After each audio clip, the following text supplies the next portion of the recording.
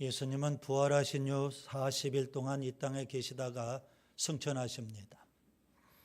현대의 많은 사람들은요, 예배당 안에 있는 사람도 마찬가지인데요, 예수님의 부활과 승천 그리고 재림을 의심하는 경우가 많습니다. 예수님께서 실제 부활하셨을까? 예수님께서 정말 승천하셨을까? 예수님께서 실제 재림하실까? 의문을 품는 겁니다. 예수님의 부활과 승천과 재림은 인간의 이성과 현대의 과학으로 설명할 수 없을 겁니다.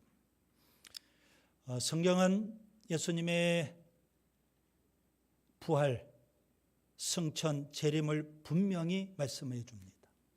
그래서 우리는 이것을 진리로 받아들이고요, 또 믿음으로 받아들입니다. 누가는 사도행전 1장 3절에 예수님의 부활을 목격한 사람이 있음을 말씀합니다. 그리고 1장 9절부터 11절에 예수님의 승천을 목격한 사람이 있음을 분명 말씀해 주고 있습니다. 여러분, 예수님의 부활과 승천은 영적으로 신비스럽고 은밀하게 벌어진 사건이 아닙니다. 공개적으로, 가시적으로 나타난 사건입니다. 예수님 재림도 마찬가지입니다. 영적으로 은밀하게, 비밀스럽게, 신비스럽게 그렇게 재림이 이루어지지는 않을 겁니다. 공개적으로, 가시적으로 그렇게 예수님 재림이 일어날 겁니다.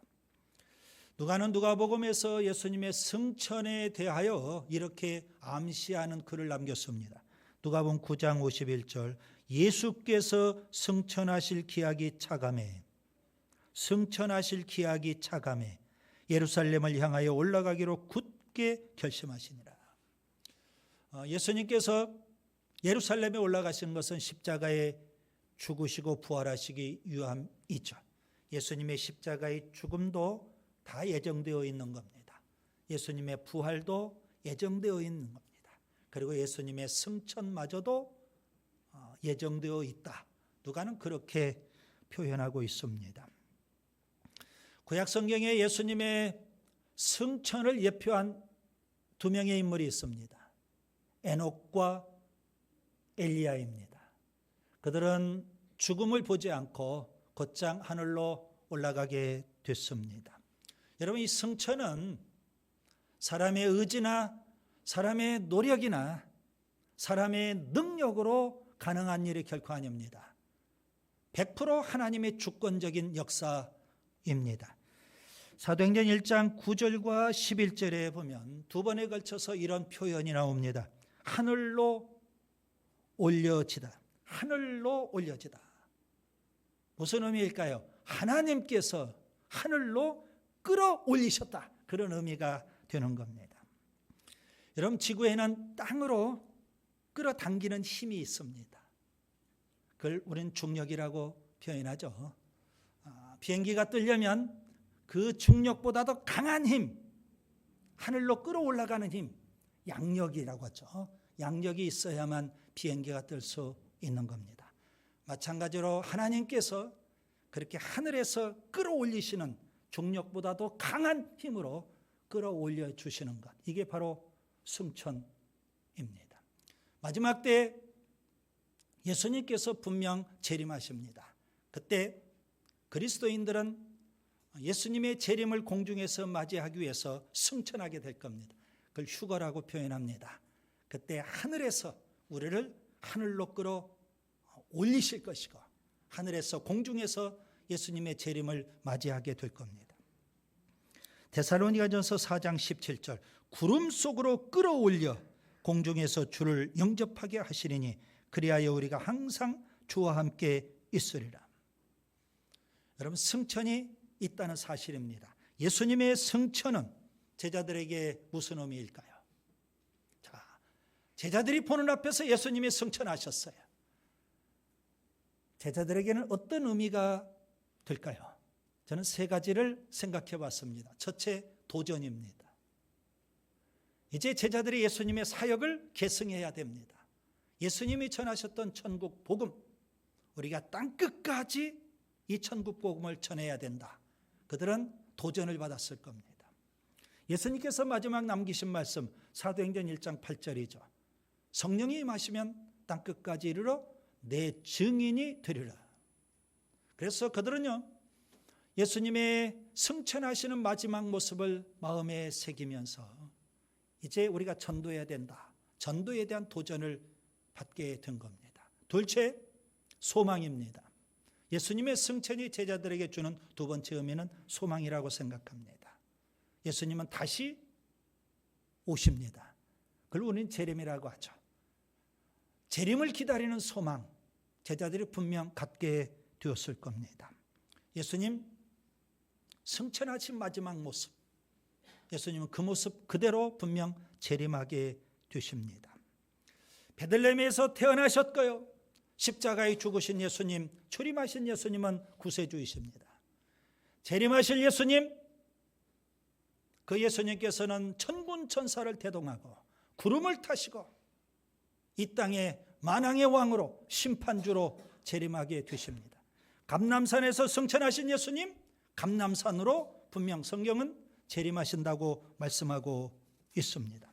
그 다음에 세 번째, 예수님의 승천이 제자들에게 또 어떤 의미를 줄까요? 저는 위기라고 표현해 보고 싶습니다. 어느 날 갑자기 예수님께서 제자들의 곁을 떠나시게 됩니다. 제자들에게는 엄청난 충격이고요, 큰 근심이고 큰 두려움이었습니다. 영적인 위기에 빠지게 되는 겁니다. 예수님께서 십자가에 죽으시기 전날 밤, 예수님께서 제자들에게 마지막 고별 설교를 하십니다. 제자들은 뭔가 분위기가 심상치 않습니다. 예수님께서 우리 곁을 떠나시는구나. 제자들의 마음의 근심과 두려움이 엄습해 오는 겁니다. 그래서 예수님은 제자들에게 이렇게 말씀하시죠. 요한복음 14장 1절, 너희는 마음에 근심하지 말라. 요한복음 14장 27절 거듭 말씀하십니다. 너희는 마음에 근심하지도 말고 두려워하지도 말라. 예수님이 떠나신다는 것 때문에 제자들은요, 근심과 두려움이 엄습해 왔던 겁니다. 십자가에 죽으시기 전에 그때 상황보다도 예수님이 승천하실 때의 상황은 제자들에게 더 엄청난 충격이었을 거고요, 더 엄청난 두려움과 근심, 공포가 찾아왔을 거라고 생각합니다. 영적 위기입니다. 강력한 카리스마, 강력한 지도력을 갖고 3년 동안 예수님은 제자들 공동체를 이끌어 오신 겁니다. 그런데 어느 날 갑자기 예수님이 승천하십니다. 제자들의 입장에서 보면 강력한 지도자가 어느 날 갑자기 유고되는 상황이 벌어지게 된 겁니다. 그때 천사들이 제자들을 책망을 합니다. 제자들의 심리 상태가 어떠했는지를 짐작해 볼 수가 있습니다. 사도행전 1장 11절, 갈릴리 사람들아 어찌하여 하늘을 쳐다보느냐. 여러분, 제자들의 입장에서는 머리가 하얘졌을 겁니다. 하늘이 노랗게 변했을 겁니다. 아찔하고 막막했을 겁니다. 그러면서 두려움, 근심이 밀물처럼 찾아왔을 겁니다. 강력한 지도자인 그 예수님이 승천하시고 제자들의 입장에서는 공동체의 지도자가 유고된 그런 상황, 제자들은 어떻게 그 위기를 극복해 갈 수 있을까요? 오늘 설교 말씀의 제목을 보세요. 위기 극복입니다. 여러분, 위기는 개인에게도 공동체에도 끊임없이 찾아오게 됩니다. 국가도 마찬가지입니다. 위기가 찾아오게 돼요. 여러분, 교회 공동체에 찾아오는 영적 위기, 어떻게 우리가 극복할 수 있을까요? 오늘 본문을 통해서 우리가 지혜를 얻어야 됩니다. 세 가지를 말씀하고 있습니다. 첫째, 하나가 되어야 합니다. 예수님은 예수님의 제자들을 부르시고 제자 공동체를 이루십니다. 그리고 그 제자들을 훈련시키셨습니다.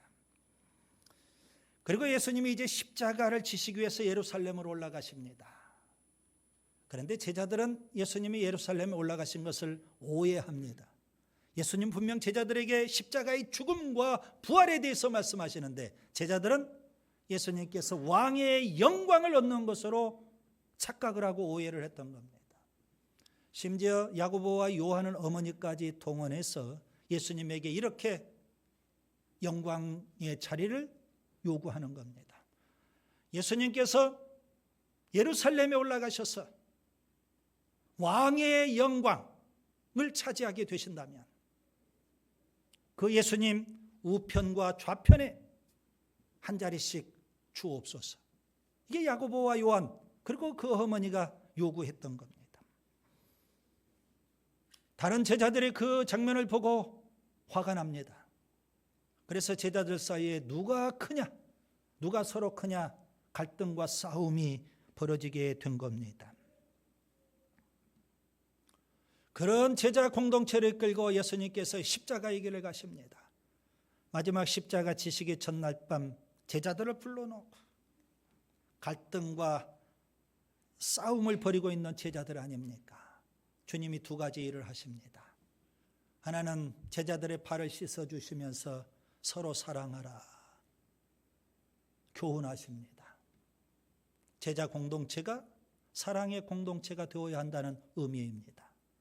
그리고 또 하나는 제자들을 위해서 그렇게 갈등과 싸움을 빚는 제자들을 위해서 예수님은 중보하십니다. 요한복음 17장의 내용이죠. 요한복음 17장 11절 거룩하신 아버지여 내게 주신 아버지의 이름으로 그들을 보존하사 우리와 같이 그들도 하나가 되게 하옵소서. 제자 공동체가 하나가 되어야 된다는 의미입니다. 여러분 위기 때일수록 공동체가 하나가 되어야 하는 줄 믿습니다. 그래야 공동체가 힘을 발휘할 수가 있고요. 위기를 극복해 갈 수 있는 겁니다. 위기 때 공동체에 속해 있는 지체들이 나만 살겠다 그러면서 각자 도생한다면 공동체는 쉽게 와해되고 무너질 수밖에 없는 겁니다. 지도자가 유고한 상황, 구심점이 사라져버렸어요. 공동체가 와해될 수밖에 없겠죠. 그런데 예수님의 제자들은요, 각자 제 갈 길 찾아가지 않았습니다. 그들은 예루살렘 마가의 다락방에 모였습니다. 누가복음 24장 49절에 예수님은 제자들에게 말씀하십니다. 예루살렘을 떠나지 말고 이 성에 유하라. 그 말씀을 붙잡고 그들은 마가의 다락방에 모였던 겁니다. 오늘 본문을 보세요. 본문 14절에 보면 더불어 마음을 같이하여, 여러분 이 표현을 주목하셔야 합니다. 그들은 모였습니다. 몸도 모이고 마음도 모였습니다. 몸과 마음이 하나가 되었다는 말씀입니다. 위기 때일수록 열심히 모여야 됩니다. 모여서 하나가 되어야 하는 겁니다. 장작불을 보세요. 모닥불을 보세요. 장작이 모여야만 화력을 갖게 되는 겁니다. 비가 내려도 그 위기를 극복할 수 있는 겁니다. 히브리서 10장 25절 모이기를 피하는 어떤 사람들의 습관과 같이 하지 말고 오직 권하여 그날에 가까움을 볼수록 더욱 그리하자. 열심히 모이자는 겁니다. 여러분 초대교회에 엄청난 박해와 핍박이 있었죠. 로마 제국에 박해가 있고 유대교회의 핍박이 끊이지 않았습니다. 그들은 그 위기를 어떻게 극복할 수 있었을까요? 날마다 모였어요. 성전에서도 날마다 모이고 심지어 집에서도 날마다 모이고요. 하나된 공동체를 이루고 그 위기를 극복해 간 줄 믿습니다. 그 다음에 둘째, 기도에 힘써야 합니다. 예수님이 승천하신 이후 제자들은요 마가의 다락방에 모여서 열심히 기도에 힘씁니다. 위기를 극복하는 참된 지혜는 다른 데 있지 않습니다. 기도입니다. 기도. 본문 14절 오로지 기도에 힘쓰니라, 이 표현을 여러분 주목하셔야 됩니다. 오로지 기도에 힘쓴다, 무슨 의미일까요? 기도에 헌신한다, 그런 의미입니다. 기도 외에 다른 방법은 없습니다. 그런 심정으로 기도에 힘쓰는 겁니다. 기도밖에는 없다는 겁니다. 기도가 전부라는 겁니다. 그런 심정으로 기도에 전념하는 겁니다. 그들의 기도는 시간만 때우는 무의미한 기도가 아닙니다. 그들의 기도는 자리만 차지하는 형식적인 기도가 아닙니다. 여러분, 위기나 문제는 언제든지 누구에게나 찾아옵니다. 나와는 상관없는 문제가 아니라는 말씀입니다. 그런 위기가 찾아오고 문제가 발생할 때 사람들의 반응은 천차만별입니다. 어떤 사람은 낙심하고 절망합니다. 어떤 사람은 회피하고 도망가 버립니다. 어떤 사람은 원망하고 불평합니다. 어떤 사람은 세상을 의지하고 사람을 의지합니다. 어떤 사람은 점쟁이 찾아가고 우상을 찾아갑니다. 그런데 어떤 사람은 하나님 앞에 나아가 기도합니다. 열왕기하 20장에 히스기야가 등장합니다. 그는 극가적 위기를 맞게 됩니다. 아수르라는 거대한 제국이 북이스라엘을 정복하고 남쪽 유다도 호시탐탐 노리고 있어요. 국가적 위기예요. 게다가 죽을 병까지 걸렸어요. 개인적인 위기까지 겹칩니다. 이사야 선지자를 통해서 하나님이 말씀하십니다. 여호와의 말씀이 너는 집을 정리하라. 내가 죽고 살지 못하리라. 하나님 말씀이 이렇게 떨어졌는데 끝장인 거 아니겠습니까? 그런데 히스기야는요, 하나님 앞에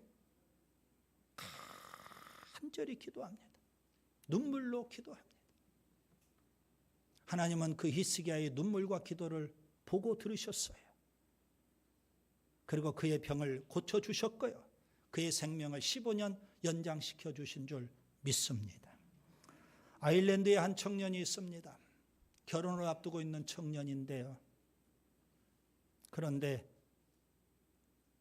사랑하는 여자친구가 결혼식 바로 첫날 익사 사고를 당해서 죽고 말았습니다. 엄청난 충격을 당했어요. 낙심이 되고 절망이 됩니다. 큰 슬픔 가운데 빠져있는 그 청년은 주변의 친구들이나 주위 사람들이 권면을 합니다. 다시 일어나라고. 그래서 환경을 좀 바꿔주면 좀 낫지 않을까 해서 주변의 사람들이 캐나다로 이주해 가라고. 그래야 잊을 것 빨리 잊을 수 있지 않겠느냐고. 캐나다로 이주를 갔어요. 그곳에 정착하기도 전에 또 슬픔의 소식을 듣게 됩니다. 고향에 있는 어머님께서 중병에 걸려서 사경을 헤매신다는 소식을 접하게 돼요. 불행의 연속입니다. 슬픔의 연속이에요. 고난의 연속이에요. 그는 하나님 앞에 눈물로 기도합니다. 울부짖어 기도합니다. 한참 기도하는데 하늘로부터 위로가 임해요. 하늘로부터 평화가 임하게 돼요. 그때 떠오르는 영감을 그가 글로 남겼어요. 시가 돼요. 그 시가 바로 찬송가 369장입니다. 죄짐 맡은 우리 구주 어찌 좋은 친구인지. 그는 고향에 연락을 해봅니다. 어머님의 안부를 묻습니다. 어머니의 중병이 기적처럼 치료가 됐다는 소식을 접하게 돼요. 여러분, 공동체가 위기에 처할 때, 개인이 위기에 처할 때 어떻게 그 위기를 극복할 수 있을까요? 기도할 수 있거든요. 기도가 있거든요. 살아계신 하나님은 반드시 역사하시고 위기를 극복하게 해주시는 줄 믿습니다. 셋째, 사명으로 무장해야 됩니다. 예수님은 12 제자를 세우시죠. 예수님께서 그들을 훈련시키시고 십자가에 죽으실 때 안타깝게도 12 제자 가운데 한 사람 가룟 유다가 제자 공동체에서 낙오해 버렸습니다. 그는 예수님을 배반하고요, 유대 교권자들과 결탁해서 예수님을 십자가에 죽게 하는데 일조를 했습니다. 뒤늦게 그것을 깨닫고 그가 뉘우치죠. 그러나 끝내 그는 자살로 생을 마감해 버렸습니다. 비참한 최후입니다. 오늘 본문 15절부터 20절은 바로 가룟 유다에 대한 이야기입니다. 베드로는 가룟 유다가 비참하게 자살로 생을 마감한 것을 언급을 해요. 그리고 구약 성경을 인용하면서 하나님 말씀이 성취되었다고 설명해 줍니다. 여러분, 여기서 우리가 중요한 문제를 하나 생각해 봐야 됩니다. 예수님이 승천하시고 지도자가 유고된 상황 아닙니까? 제자 공동체에. 베드로는 지금 무엇에 관심이 있을까요? 그래도 11 제자 가운데 가장 선두에 서 있는 베드로, 그가 120명 제자 공동체 앞에 서서 가룟 유다 이야기를 하면서 그런 위기에 처한 120명이 제자 공동체 앞에서 말을 하는데 그의 관심은 어디에 있느냐, 이겁니다. 그는 내가 이제 제자 공동체를 이끌어가는 지도자가 되어야지, 그런 생각을 하지 않습니다. 그의 관심은 120명 제자 공동체를 이끌어가는 지도자에 있는 게 아니었습니다. 그의 관심은 예수님이 맡기신 사명에 있었습니다. 여러분, 본문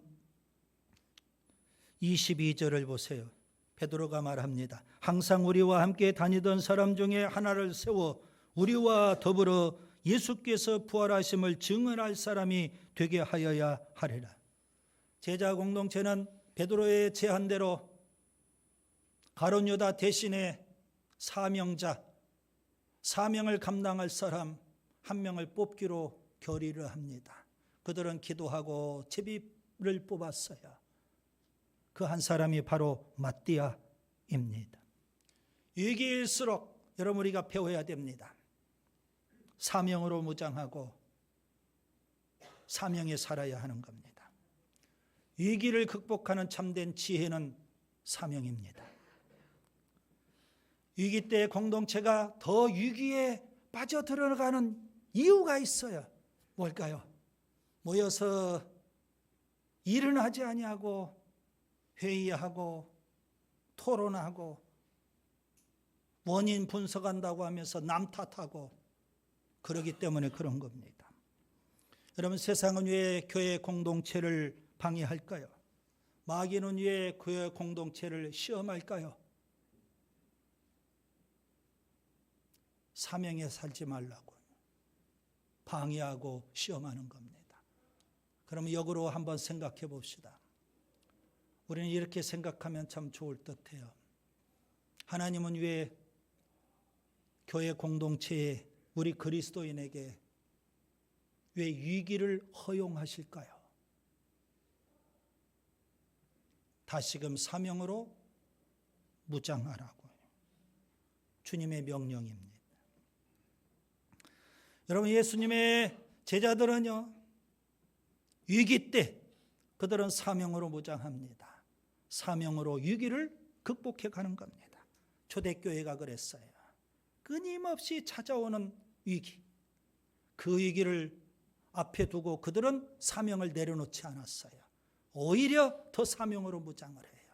그리고 사명으로 그 위기를 극복해 가는 겁니다. 사도행전 12장에 야고보가 나오죠. 12 사도 사명자 가운데 첫 번째 순교한 사람입니다. 그는 사명에 살다가 죽습니다. 사도행전 7장에 스데반이 나옵니다. 그는 사도들이 사명에 사는 모습을 보고 그도 역시 사명에 살다가 죽습니다. 이방인의 사도였던 바울이 있죠. 그는 예수님 만나고 사명에 삽니다. 그에게 왜 위기가 없었겠어요? 수없이 위기가 찾아옵니다. 그럴수록 그는 사명으로 무장하고 또 사명으로 무장하고 사명으로 위기를 극복하고 또 위기가 찾아오면 사명으로 위기를 극복하고 사명에 살다가 죽는 겁니다. 바울은 이렇게 고백합니다. 사도행전 20장 24절. 내가 달려갈 길과 주 예수께 받은 사명 곧 하나님의 은혜의 복음을 증언하는 일을 마치려 하면은 내 생명조차 조금도 귀한 것으로 여기지 아니하노라. 어떤 사람은 이렇게 생각할 겁니다. 어떤 문제가 발생해요. 위기가 찾아왔어요. 예수님, 이 위기를 먼저 해결하고요. 이 문제를 해결하고요. 그 다음에 제가 사명에 살게요. 사도행전 1장에서 배워야 됩니다. 위기를 극복할 수 있는 방법은 사명으로 무장하는 거예요. 사명에 살 때 위기는 물러가게 되는 줄 믿습니다. 이제 말씀을 정리합니다. 성육신하신 예수님, 사명자로 이 땅에 오셔서 구세주가 되셨습니다. 십자가에 죽으시고 부활하신 예수님, 40일 후 승천하십니다. 예수님의 승천은 제자 공동체에 어떤 의미가 됐을까요? 도전, 소망, 위기를 안겨줍니다. 제자들은 도전을 받았습니다. 예수님의 사역을 우리가 계승하고 천국 복음을 땅끝까지 전해야 된다. 전도에 대한 도전을 받았어요. 그 다음에 소망입니다. 예수님 다시 오십니다. 재림하신 예수님을 소망하는 겁니다. 그 다음에 셋째, 강력한 지도자가 유고된 상황, 위기 상황입니다. 그 위기를 어떻게 극복해야 할까요? 첫째, 하나가 되어야 됩니다. 둘째, 기도해야 됩니다. 셋째, 사명으로 무장해야 됩니다. 위기는 얼마든지 극복하라고 있는 겁니다. 주님이 우리에게 위기를 허용하시는 것은 먼저 사명으로 무장해 보라는 겁니다. 기도합니다.